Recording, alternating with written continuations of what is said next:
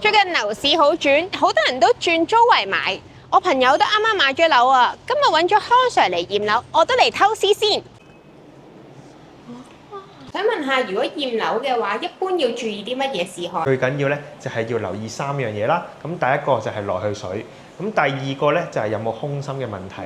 咁啊，我哋嚟到洗手間呢個位置啦。咁敲叉即係代表空心，咁我哋輕輕敲敲佢俾大家聽下空心究竟係咩聲啦。咁啊，呢啲好嘅。空嘅，如果業主咧係冇呢啲棍仔嘅話，咁其實可以攞個5蚊銀，我哋就可以敲得到㗎啦。咁啊，呢個係好嘅，空嘅。咁啊，聽得到啲聲咧，其實都比較響啲嘅。嚟到呢個廚房嘅位置，咁啊，首先我哋多數會試埋呢個洗衣機同埋個星盤，我哋已經擲好晒水，睇下佢會唔會有倒灌啊，會唔會有漏水嘅情況。咁啊，記緊要有時試水嘅時候擲滿到呢個位置啦。咁啊，跟住順便試埋呢啲水龍頭邊咧，睇下有冇漏水咁啊。康 Sir 啊，我發現呢度有啲污糟啊，等我黐上去先。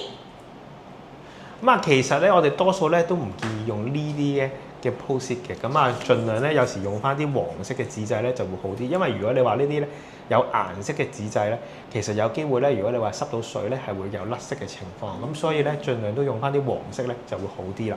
我成日都諗啦，其實驗樓我自己驗都得啦，咁點解要揾驗樓師啊？嗱，咁啊，好似我哋呢啲單位咁樣，我哋3個人嚟到，咁啊，大約驗個零鐘。咁如果你話係業主自己唔係好熟手去驗咧，咁啊，普遍嚟講，你基本一個單位你最少驗3個鐘至到5個鐘咁樣。咁啊，同埋因為咧，我哋會係即刻出到報告啦，我哋都驗得比較多嘅單位啦。咁啊，有時咧啲發展商咧，其實我哋嘅關係都比較好嘅，咁啊，容易都知道要點樣去執啊，去維修。